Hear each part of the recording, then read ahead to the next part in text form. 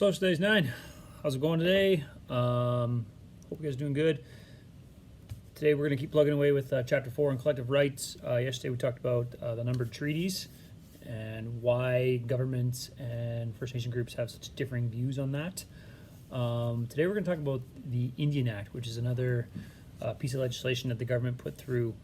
This one's a little bit different though, and I hope you'll understand why by the end. So, the Indian Act.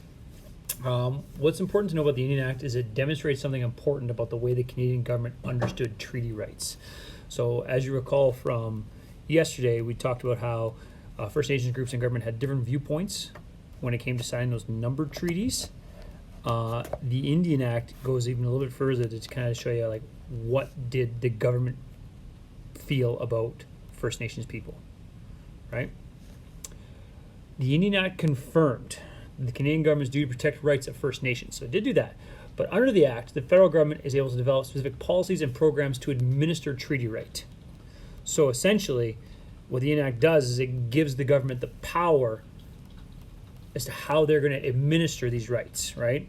So even though they've negotiated something, and we all agree this is something that we're going to get, I'm now deciding how you're going to get it, when you're going to get it. And that's important to understand.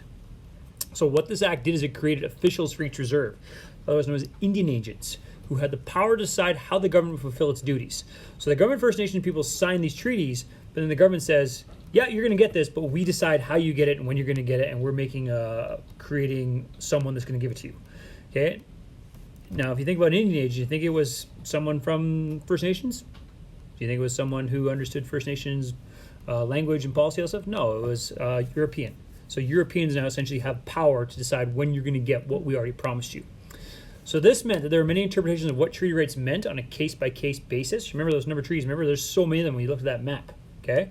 And every Indian agent and every treaty in every area had a different idea as to what the interpretation of these treaties meant. So what you're seeing is Treaty 11 over here, they're getting something different than what's over here, something different than what's over here, because they're all interpreting it differently, right? Because again, there's that language barrier that we talked about earlier. So the Indian Act is really old. It dates back to 1876. And at this time, the Canadian government thought it was appropriate to make laws without consulting them, right? So a number of treaties were done in consultation, even though there were problems with that, like we talked about. The Indian Act was done without consulting them. Like First Nations people had no say in this act, which had a huge impact on their lives. Now, the term, which you should already know from day one of this chapter, is that you need to know is ethnocentrism. So this is the belief that your culture and way of doing things is better than others, right? So if you believe as a Canadian government that your European way of doing something is better than First Nations, that's going to have a massive impact on how you enact laws, especially laws that might affect First Nations people. So the Indian Act defines who may be registered as a status Indian with treaty rights, right? So you've signed treaty rights. You have this number treaty, you sign this in good faith, right? No problem. But then the government comes along and says, yes, but we're telling you who's going to be who's Indian and who's not, who's First Nations and who's not. This meant the government, not the First Nations people themselves, made all decisions about who gets the treaty rights. Right? So even though, again, you lived here, you signed it, you agreed to these things, but now you're telling me I can't have it. And the Indian Act was, and still is, because it's still around today, a way for governments to administer treaty rights. The Act was meant to assimilate First Nations people. Now, again, assimilate is a word that you should know. That's why it's highlighted there in red. It defines how First Nations people had to govern themselves, right? So again, we've been around as a First Nation group. You've been around for thousands of years. This is how you've always done things. And now European governments come through and say, nope, how you've done it your entire existence is wrong. This is how you do it. At different points in the history of the Indian Act, it restricted the way that First Nation people could dress. It restricted how they could travel and restricted how they could protest. Right? So at one point, wearing a traditional native garb was deemed illegal. At one point, there's a great in a lot of First Nation cultures, something called a potlatch, which is a traditional ceremony where I basically give everything away. That was deemed illegal. Your culture's been doing this for thousands of years, but now the government tells you it's illegal. And until 1960s, in order for First Nations people to be able to vote, they had to give up treaty rights. right? And that's obviously a terrible thing. You signed an agreement saying that you're going to get these things. Yes, you can have these things, but then you're not allowed to vote like everybody else in the countries. And then a huge one, which I know we talk about here a lot at school. In September, we have Orange Shirt Day. It's a really big day in our school, is the idea of residential schools. And residential schools still have a lasting impact today. They're terrible. Hopefully you guys know that from previous classes you've taken and from the Orange Shirt Day. But they became the norm, First Nation people. And residential schools were done with the intention of trying to, and I'm quoting here, get the Indian out of First Nations. They basically were trying to make First Nations people into Europeans, right? They're trying to breed it out. There's 3 links here for videos. They're really fantastic. Give them a watch. You'll see one where they interview a couple ladies that were in residential schools. They take them back to their school and they walk them through and they kind of give you their first-hand account of what happened. The second one, sorry, that's the third one. The first one there is a historical minute about First Nation schools and about a young man that died in it. The second one is kind of funny in a terrible way. It's an old video that the government of Canada made on residential schools.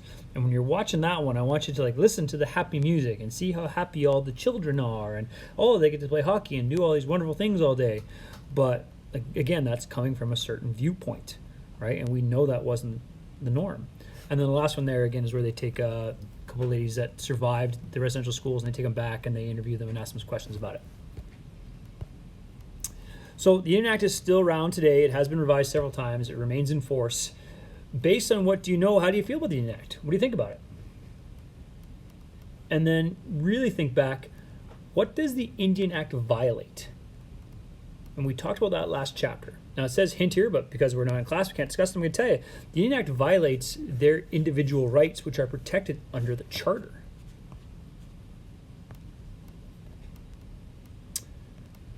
Right? So we know that if we have individual rights, they can't conflict with collective rights. So if you're promised liberty and mobility and equality rights and all those things, the government can't just come in and put something that takes it away. There's an article on page 138, which I'd like you to give you a read. It gives kind of a lowdown on the Indian Act and kind of what it does, how it affects people today, what's being done about it today. What do First Nations think needs to be done about the Indian Act? What does government think needs to be done? And again, what does affirm mean? Because that's the whole name of the chapter, right? To what extent has Canada affirmed collective rights? Affirm means to confirm or ratify, to state or assert positively. So what is Canada doing to affirm these rights?